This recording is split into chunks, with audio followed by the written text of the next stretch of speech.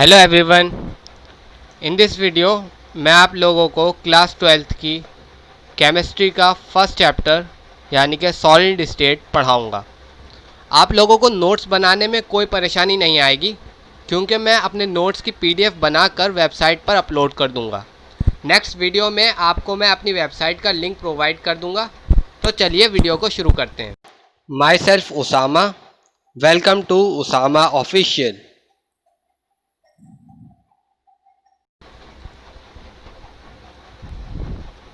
हम इस वीडियो में ये 10 टॉपिक्स के बारे में पढ़ेंगे। आप देख लीजिए इसे। नाउ अब हम पढ़ते हैं सॉलिड स्टेट। अब कोई सब्सटेंस सॉलिड स्टेट में एग्जिस्ट ही क्यों करता है? ये रीज़न ये है कि कोई भी सॉलिड स्टेट में या लिक्विड स्टेट में एग्जिस्ट करेगी कोई सब्सटेंस, ये डिपेंड करता है दो अपोजिंग फोर्सेस पे। Whether a substance will exist as solid or liquid depends upon the net effect of the following two opposing forces. Number 1, intermolecular forces. Number 2, thermal energy. अब आते हैं इंटरमोलिकुलर फोर्स। इंटरमोलिकुलर फोर्सेस क्या होती हैं? ये वो forces होती हैं जो कंस्टिट्यूएंट पार्टिकल्स को पास रखने में हेल्प करती हैं। ये कंस्टिट्यूएंट पार्टिकल्स क्या होते हैं? कंस्टिट्यूएंट पार्टिकल्स आपके मॉलिक्यूल्स, आयंस और एटम्स होते हैं।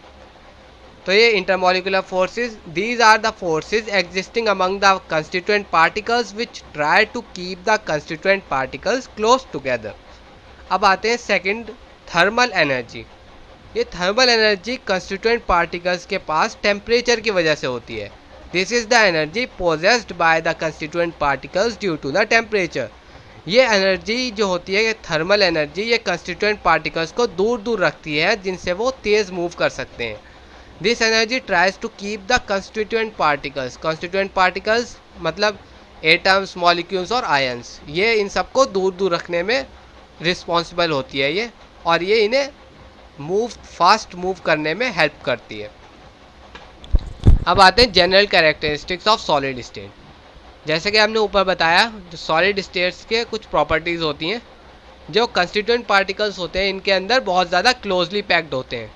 इंटरमोलिकुलर डिस्टेंस जो होता है, यानी मॉलिक्यूल से दूसरे मॉलिक्यूल का जो डिस्टेंस होता है वो बहुत कम होता है। इस प्रॉपर्टीज़ की वजह से सॉलिड के अंदर कुछ कैरेक्टरिस्टिक्स होते हैं। Because of this properties the solid possesses the following characteristic properties. Number 1 क्या हो गए? ये रिजिड होते हैं। दे पोजेसेस रिजिडिटी। रिजिडिटी मतलब ये कि बैंड नहीं होंगे ये, यानी कि ये मुड़ेंगे नहीं। They have high density. इनके पास बहुत ज़्यादा हाई डेंसिटी होती है। They have definite shape and definite volume. इनका एक फिक्स शेप होता है और फिक्स वॉल्यूम होती है। They are incompressible. इनकम्प्रेसिबल यानी इन्हें दबाया नहीं जा सकता है। Classification into crystalline and amorphous solids. Solids को हम दो तरीके से क्लासीफाई कर सकते हैं। नंबर 1 हो गया आपका crystalline solids and number 2 amorphous solids. अब क्रिस्टलाइन सॉलिड्स क्या होते हैं वो पढ़ते हैं हम। क्रिस्टलाइन सॉलिड्स का एक रेगुलर स्ट्रक्चर होता है, यानी एक जैसे होते हैं वो एक पूरे एरिया पे, पूरे वॉल्यूम पे, और उनकी शार्प प्रॉपर्टीज़ होती है। Crystalline solids have a regular structure over the entire volume and sharp properties. They possess symmetry. इनके अंदर सिमेट्री होती है। सिमेट्री यानी अगर आप किसी सब्सटेंस को 2 हाफ में कट करते हैं तो वो दोनों जो पीसीज हैं वो दोनों सेम दिखेंगे। इसको कहते हैं symmetry. They are rigid and incompressible. Crystalline solids rigid होते हैं, यानी बेंट नहीं कर सकते इन्हें, और ना ही इन्हें कंप्रेस कर सकते हैं। They give clean cleavage, that is they break into 2 pieces with plane surfaces. यानी जब हम इन्हें कट करते हैं तो इनका जो सरफेस होता है वो एकदम प्लेन निकलता है कट होने के बाद, जैसे कि आप इस फिगर में देख सकते हैं। They have long range order. अब लॉन्ग रेंज ऑर्डर क्या होता है? क्रिस्टलाइन सॉलिड्स के पास लॉन्ग रेंज ऑर्डर होता है। अब हम पढ़ते हैं लॉन्ग रेंज ऑर्डर क्या होता है। कंस्टिट्यूएंट सॉलिड के अंदर जो कंस्टिट्यूएंट पार्टिकल्स होते हैं वो एक डेफिनेट ज्योमेट्रिक पैटर्न में अरेंज होते हैं 3 डायमेंशन के अंदर, यानी कि उनका एक डेफिनेट ज्योमेट्री होती है कि एक ही शेप का होगा, ये डेफिनेट होगा। The order is so regular that knowing the arrangement at any one side. जो ऑर्डर होता है, जिस ऑर्डर में ये अरेंज होते हैं कंस्टिट्यूएंट पार्टिकल्स, वो इतना ज़्यादा रेगुलर होता है कि हमें अगर एक साइड का पता चल जाए कि एक जगह ये ऐसा दिख रहा है, तो हम दूसरे का बता सकते हैं कि ये दूसरी जगह पे कैसे दिखेगा। That at any other side can be predicted, this is called long range order. बस इसी को लॉन्ग रेंज ऑर्डर कहते हैं। हम आते हैं अमॉर्फस सॉलिड्स, वो तो क्रिस्टलाइन सॉलिड्स की बात हो गई। अब हम आते हैं अमॉर्फस सॉलिड्स पे। अमॉर्फस सॉलिड्स क्या होते हैं? अमॉर्फस सॉलिड्स में कंस्टिट्यूएंट पार्टिकल्स जो होते हैं, यानी मॉलिक्यूल्स, आयंस और एटम्स, ये रेगुलरली अरेंज नहीं होते हैं। इनका डेफिनेट शेप नहीं होता है, कोई फिक्स शेप नहीं होता है। जब हम इन्हें बीच से ब्रेक करते हैं दो पीसीज में, तो इनके प्लेन सरफेसेस नहीं मिलते हैं हमें, जैसे कि हमें क्रिस्टलाइन सॉलिड्स में मिल रहा था, वैसा यहाँ नहीं मिलता है। They do not possesses any symmetry, यानी कि अगर हम इन्हें दो पीसेस के अंदर ब्रेक करेंगे तो दोनों पीसेस सिमिलर नहीं होंगे, यानी एक जैसे दोनों पीसेस नहीं दिखेंगे। They have short range order, इनकी बहुत शॉर्ट रेंज ऑर्डर होती है। यानी शॉर्ट रेंज ऑर्डर मतलब, शॉर्ट रेंज ऑर्डर यानी कि जो रेगुलर अरेंजमेंट होता है पार्टिकल्स का, वो एक छोटी सी जगह पे होता है। जैसे कि आप राइट साइड वाली इमेज में देख सकते हैं, इसके जो अमॉर्फस सॉलिड्स के नीचे लिखा है, वहाँ पे जो एक जगह पे अलग डिज़ाइन है और आगे जाते हैं हम तो अलग अलग डिज़ाइन होते जाते हैं, यानी कि ये सेम हर जगह सेम नहीं दिखते हैं। और अगर हम शॉर्ट रेंज ऑर्डर की बात करें तो आप लेफ्ट हैंड साइड पे देखिए, वहाँ पे अगर हम एक फिगर को देख रहे हैं, एक पार्ट को देख रहे हैं, स्क्वायर को, तो वैसे ही आगे जाके भी उसका शेप सेम है, यानी कि ये लॉन्ग रेंज ऑर्डर है और ये राइट साइड वाला शॉर्ट रेंज ऑर्डर है। अब आते हैं distinction between crystalline and amorphous solids, दोनों के बीच में डिफरेंस क्या होता है। अब हम एक जगह पे ये देख लेते हैं, crystalline solids and amorphous solids. Crystalline solids के अंदर अभी हमने पढ़ा कि लॉन्ग रेंज ऑर्डर होता है। लॉन्ग रेंज ऑर्डर क्या हो गया कि वही कि एक जगह पे अगर हमने देख लिया कि कैसा है, तो वो अगली जगह पे भी वैसा ही दिखेगा।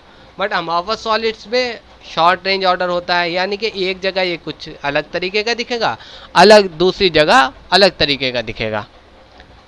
They are rigid and incompressible, crystalline solids जो होते हैं ये बेंट नहीं हो सकते और इन्हें दबाया नहीं जा सकता। अमॉर्फस सॉलिड्स को हम कंप्रेस भी कर सकते हैं कुछ एक्सटेंट तक, कुछ हद तक। क्रिस्टलाइन सॉलिड का एग्जांपल हो गया आपका NaCl और डायमंड। अमॉर्फस सॉलिड्स के जो आपके एग्जांपल्स में हो गए वो हो गए rubber, plastic and gel. Classification of crystalline solids.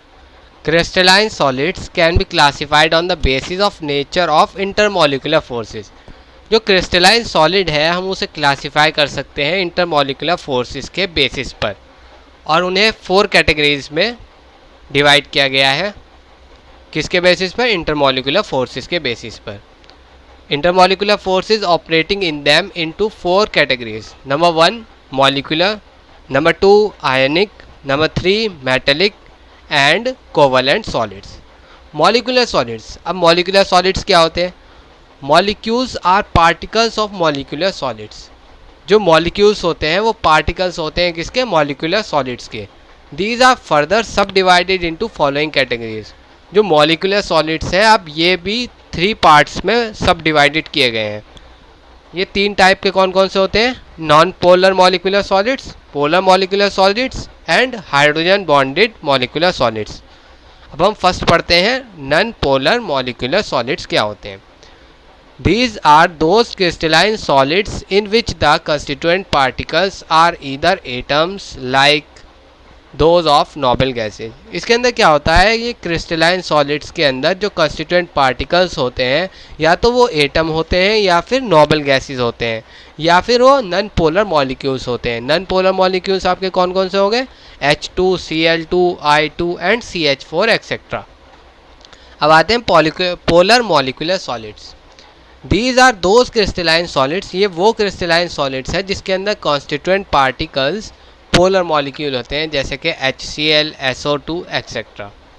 These are those crystalline solids in which the constituent particles are polar molecule like HCl, SO2 etc. Hydrogen bonded molecular solids। The molecules of such solids contain polar covalent bonds between H and F, O और N atoms। Hydrogen bonded molecular solids के अंदर क्या होता है, जो molecules होते हैं solid के वो पोलर कोवलेंट बॉन्ड होता है उनके अंदर between H and F O और N एटम्स के बीच में। अब आते हैं हम आयनिक सॉलिड्स पे, ठीक है। इनके अंदर क्या होता है आयनिक सॉलिड्स में, in these crystalline solids the constituent particles are positive and negative ions. इनके अंदर जो कॉन्स्टिट्यूएंट पार्टिकल्स होते हैं वो पॉजिटिव और नेगेटिव आयंस होते हैं। जैसे कि एग्जांपल क्या हो गया NaCl के अंदर Na+ and Cl-। These ions are held together by strong electrostatic forces of attraction। ये जो आयंस के बीच में जो फोर्स होती है वो स्ट्रॉन्ग इलेक्ट्रोस्टैटिक फोर्स होती है, क्योंकि प्लस और माइनस चार्ज है इनके ऊपर, Na के ऊपर प्लस है और आपके Cl के ऊपर माइनस है, तो इनके बीच में जो फोर्स होगी वो इलेक्ट्रोस्टैटिक फोर्स ऑफ अट्रैक्शन होगी। अब आते हैं मेटेलिक सॉलिड्स पे। मेटेलिक सॉलिड्स पे क्या होता है कि जो कंस्टिट्यूएंट पार्टिकल्स होते हैं इसके अंदर, the constituent particles are positively charged metal ions and free electrons. जो कंस्टिट्यूएंट पार्टिकल्स मेटेलिक सॉलिड्स के अंदर होते हैं वो पॉजिटिवली चार्ज मेटल आयंस होते हैं और फ्री इलेक्ट्रॉन्स होते हैं, ठीक है। They are produced from metal atoms. और ये कहाँ से जो मेटल आयंस होते हैं ये कहाँ से प्रोड्यूस होते हैं, मेटल एटम्स से प्रोड्यूस होते हैं। क्यों होते हैं, because metal atoms have low ionisation energy and can easily lost their valence electron to leave behind. तो ये क्या करते हैं, मेटल एटम्स की जो आयनाइजेशन एनर्जी होती है, यानी कि जो इलेक्ट्रॉन को निकालने की टेंडेंसी होती है, वो बहुत आसानी से वो निकाल देते हैं अपने वैलेंस इलेक्ट्रॉन्स। तो जब वो एक वैलेंस इलेक्ट्रॉन निकालेंगे तो वहाँ पे जहाँ से इलेक्ट्रॉन उठ के जाएगा वहाँ पे एक होल रह जाएगा, और उन होल्स को हम क्या कहते हैं, कर्नल्स कहते हैं। Behind positively charged ions, leave behind positively charged ions called colonel's. अब समझते हैं मेटेलिक बॉन्ड क्या होता है। जो मेटल आयंस को बांध के रखता है, यानी एक जगह पे जोड़ के रखता है मेटल के अंदर, उस फोर्स को हम मेटेलिक बॉन्ड कहते हैं। The force that holds the metal ions को जो फोर्स होल्ड करके रखती है टुगेदर, एक साथ क्रिस्टल के अंदर, उसे हम मेटेलिक बॉन्ड कहते हैं। अब आते हैं कोवलेंट और नेटवर्क सॉलिड्स। ये क्या होते हैं, these are those crystalline solids. ये वो क्रिस्टलाइन सॉलिड्स होते हैं जिसके अंदर constituent particles, in which the constituent particles are non metal atoms. ये वो क्रिस्टलाइन सॉलिड्स होते हैं जिनके अंदर constituent particles non metal atoms होते हैं, जो कि नेक्स्ट एटम से अटैच होते हैं, लिंक टू द एडजेसेंट यानी next atoms by covalent bond throughout the crystal. यानी ये वो क्रिस्टलाइन सॉलिड्स होते हैं जिनके अंदर constituent particles non metal atoms से लिंक होते हैं, किसके द्वारा, कोवलेंट बॉन्ड के थ्रू क्रिस्टल के अंदर। Hence they form giant molecules. तो ये क्या बनाते हैं, जायंट मॉलिक्यूल्स, बड़े बड़े मॉलिक्यूल्स बनाते हैं ये। Covalent bonds are strong, covalent bond बहुत स्ट्रॉन्ग होते हैं। Therefore atoms are held very strongly at their positions. जो कोवलेंट बॉन्ड होते हैं वो बहुत ज़्यादा स्ट्रॉन्ग होते हैं, तो क्या होता है कि जो एटम्स होते हैं उसके अंदर वो बहुत ज़्यादा टाइटली वहाँ पे बॉन्डेड होते हैं, यानी कि वो बहुत स्ट्रांगली जुड़े हुए होते हैं उसके अंदर। फॉर एग्जांपल के तौर पे क्या हो गया आपका, डायमंड और सिलिकॉन कार्बाइड। तो आपको यहाँ तक समझ में आ ही गया होगा, तो हम नेक्स्ट टॉपिक पे मूव करते हैं।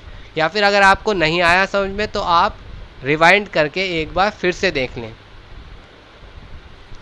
अब आते हैं crystal lattice and unit cells.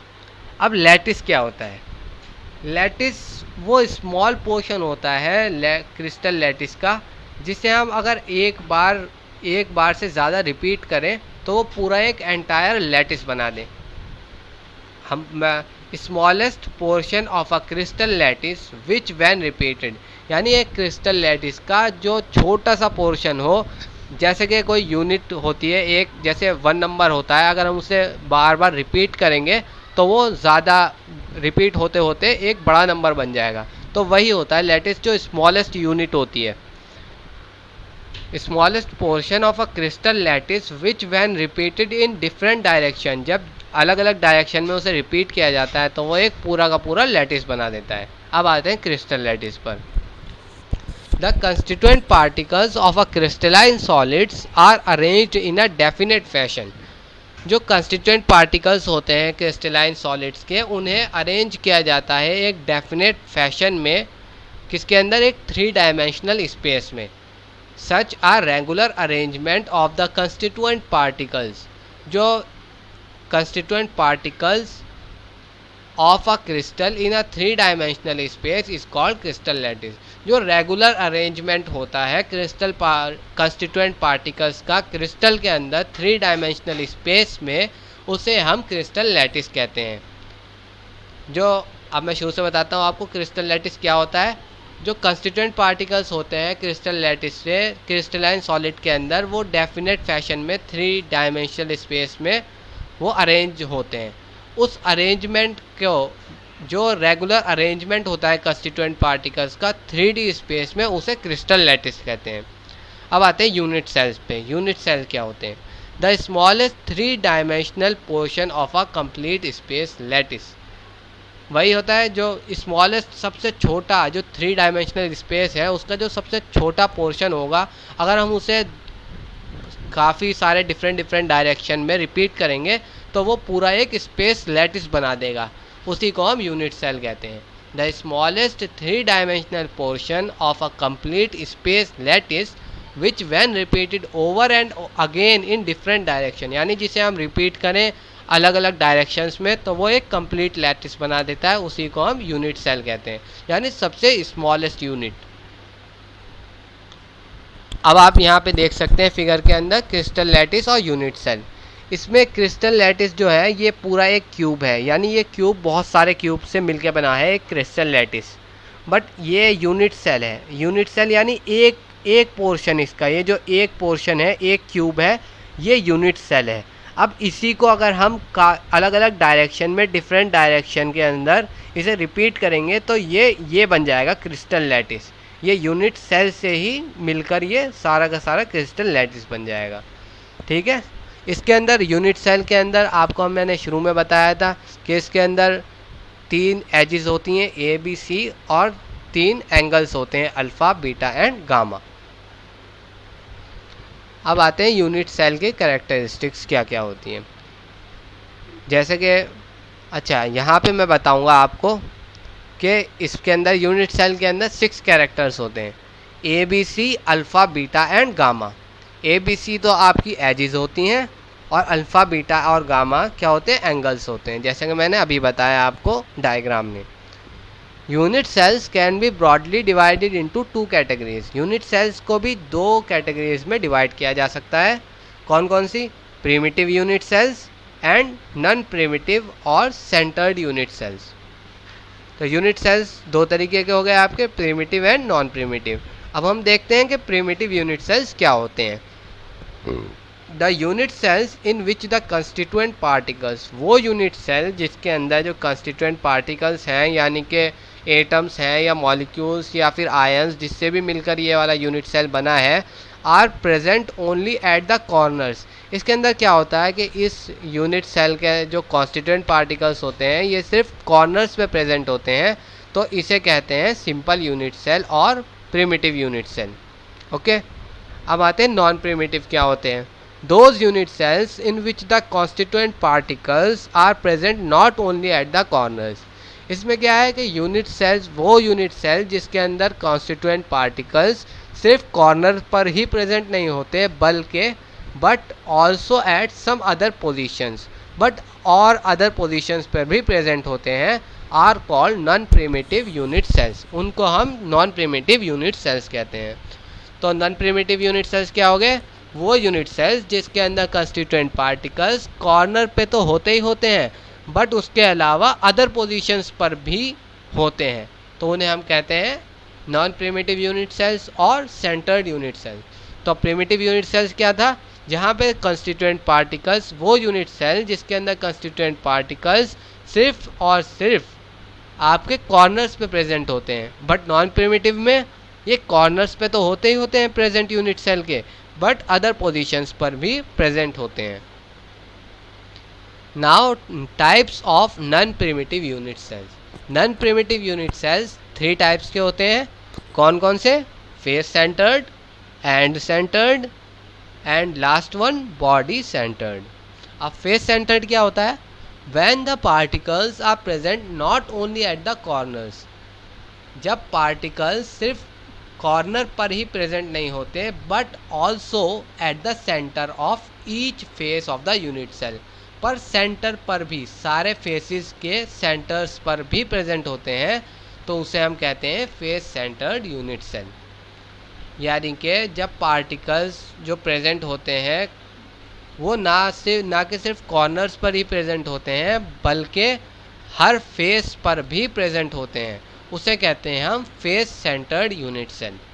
अब आते हैं end centred. In addition to the particles at the corner, यानी कॉर्नर्स पे तो प्रेजेंट होते हैं बट उसके साथ साथ there are particles at the centre of any two opposite faces. के ऊपर वाले में हमने फेस सेंटर्ड में देखा था कि वो हर फेस पर था, वो वाला पार्टिकल जो प्रेजेंट था वो हर फेस पर था, बट इसके अंदर एंड सेंटर्ड में क्या होगा कि जो ये पार्टिकल्स हैं ये टू अपोजिट फेसेस पर प्रेजेंट होंगे, ईच फेस पर नहीं बल्कि टू अपोजिट फेसेस पर। It is called end centred unit cell. यानी कि वो वाला यूनिट सेल जिसके अंदर क्या हो कि पार्टिकल्स कॉर्नर्स पे तो प्रेजेंट हो बट टू अपोजिट फेसेस पर भी प्रेजेंट हो, उसे आप एंड सेंटर्ड यूनिट सेल कहते हैं। अब आते हैं बॉडी सेंटर्ड पे। बॉडी सेंटर्ड में क्या होता है? In addition to the particles at the corner, ये इसके अंदर भी सेम है कि कॉर्नर्स पे पार्टिकल्स प्रेजेंट होते हैं यूनिट सेल के। There is one particle present at the centre within the body of the unit cell, पर क्या होता है कि एक पार्टिकल बॉडी के सेंटर में, बिल्कुल जो बॉडी है, जैसे आप मान लीजिए कोई रूम है उसके अंदर एक बीच में मैंने रख दिया एक आपका पार्टिकल बड़ा सा, तो उसे कहेंगे आप there is one particle present at the centre within the body of the unit cell, तो ऐसे सेल को हम कहते हैं बॉडी सेंटर्ड यूनिट सेल। तो बॉडी सेंटर्ड यूनिट सेल क्या हुआ? वो यूनिट सेल जिसके अंदर कॉर्नर्स पे तो प्रेजेंट होते ही होते हैं पार्टिकल्स बट एक पार्टिकल पूरी बॉडी के सेंटर पे रखा होता है, उसे कहते हैं body centred unit cell. Now close packed structure. अब क्लोज पैक्ड स्ट्रक्चर क्या होता है? अब हम ये पढ़ते हैं। In solids the constituent particles are close packed. जो सॉलिड्स के अंदर मैंने आपको पहले ही बताया था कि उसमें क्या होता है, जो कॉन्स्टिट्यूएंट पार्टिकल्स होते हैं वो बहुत क्लोजली पैक्ड होते हैं, यानी उनके जो इंटरमॉलिक्यूलर डिस्टेंस होता है एक मॉलिक्यूल से दूसरे मॉलिक्यूल के बीच में वो बहुत कम होता है। The packing of these spheres takes place in such a way, जो पैकिंग होती है स्फीयर्स की, यानी पार्टिकल जो होगा वो स्फीयर के टाइप में ले रहे हैं हम कि कोई पार्टिकल है स्फीयर के शेप में। The packing of these spheres takes place in such a way that they occupy maximum available space। तो जो पैकिंग होती है स्फीयर्स की उन पार्टिकल्स के अंदर वो कैसी होती है कि वो मैक्सिमम अवेलेबल स्पेस जो होता है वो उसे ऑक्यूपाई कर लेते हैं। And there is minimum empty space, बहुत कम एम्प्टी स्पेस बचता है। And hence the crystal has maximum density, तो इसकी वजह से क्रिस्टल की मैक्सिमम डेंसिटी होती है। This type of packing is called close packing. इस टाइप की पैकिंग को क्या कहते हैं? Close packing. The packing of spheres of equal size may be discussed in the following 3 steps. जो पैकिंग होती है स्फीयर्स के, इक्वल साइज के जो स्फीयर्स होते हैं हम उन्हें 3 स्टेप्स के अंदर देख सकते हैं। कौन कौन से? फर्स्ट नंबर 1 क्या हुआ? Close packing in 1 dimension, close packing in 2 dimension and the last one is close packing in 3 dimension। अब हम close packing in 1 dimensions के बारे में पढ़ेंगे।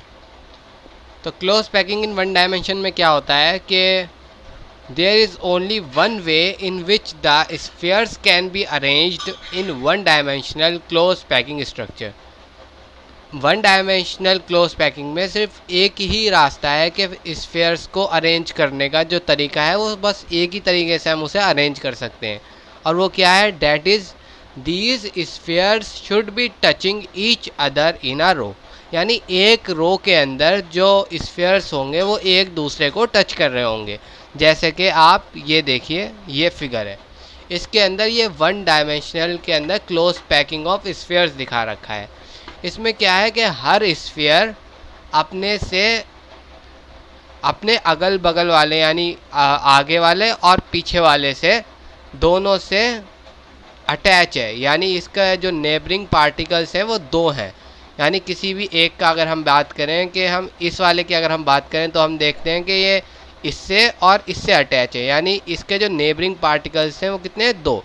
अब इसकी बात करते हैं तो इसके अंदर भी देखते हैं हम तो कितने नेबरिंग पार्टिकल्स हैं, एक और दो, तो इसके भी दो। अब इसी वाले की बात करते हैं तो क्या होगा कि इसके भी दो नेबरिंग पार्टिकल्स हैं।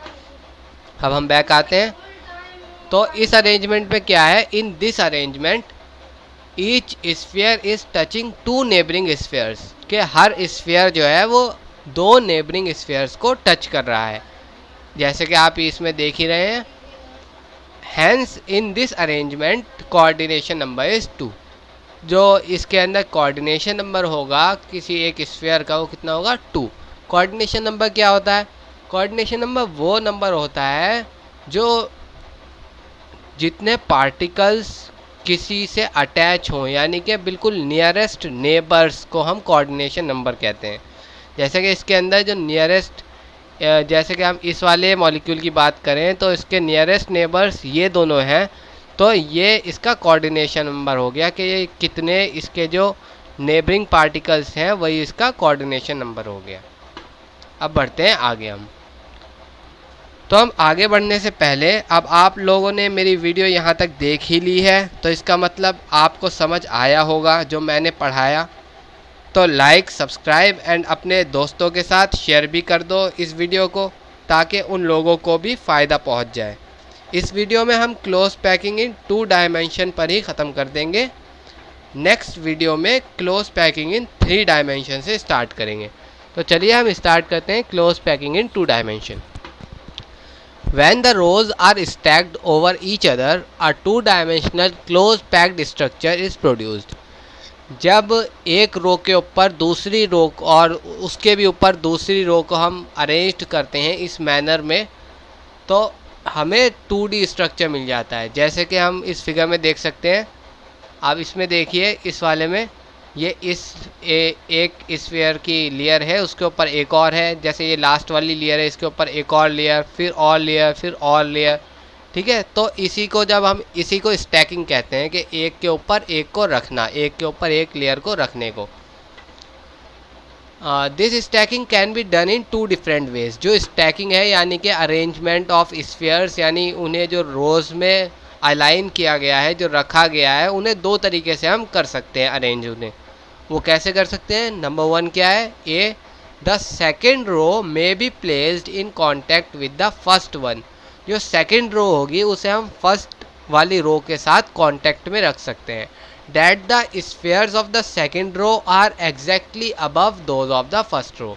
तो जो सेकेंड रो के स्फीयर्स होंगे वो एग्जैक्टली अबव होंगे किसके, फर्स्ट रो के।